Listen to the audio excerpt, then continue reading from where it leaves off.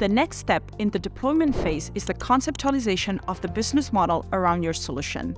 For that purpose, we will use the business model canvas created by Alex Osterwalder and Yves Pigneur, which displays a visual representation of how your business works and what you do.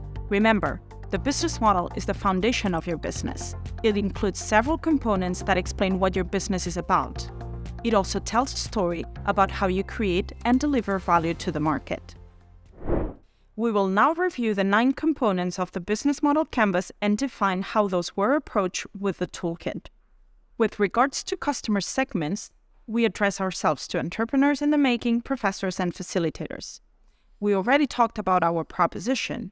In our case, it included flexibility, entertainment, usability, without forgetting to ensure sustainability at every step of the process. This value proposition leads to 3 main products: the physical toolkit, the digital platform, and the facilitation training. With regards to customer channels, for the toolkit, we will primarily focus on direct channels to contact our users. The customer relationships we want to build with them are based on an inclusive community, and for the toolkit to be self-guided. Our revenue streams include public funding from different institutions, and later on we expect to benefit from training sales.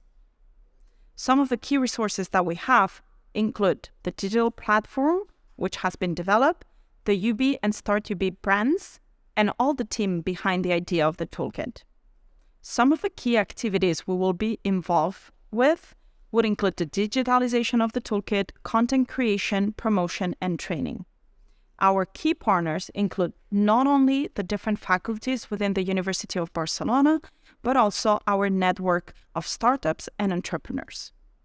Finally, with regards to our cost structure, the main expenses will include, for now, the platform maintenance and the training costs. We would like to share some tips before we move on to the next phase. When you're using the business model canvas, you must take some things into account. First of all, this is not a book.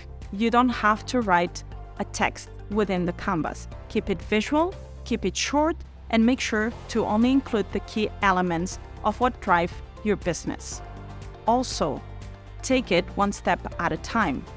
Think about one component and then move to the next one.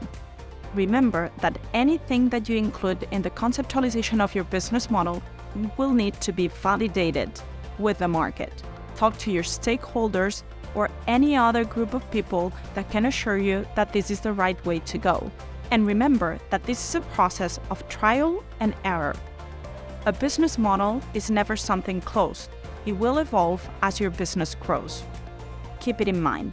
Now we can move on to the next phase.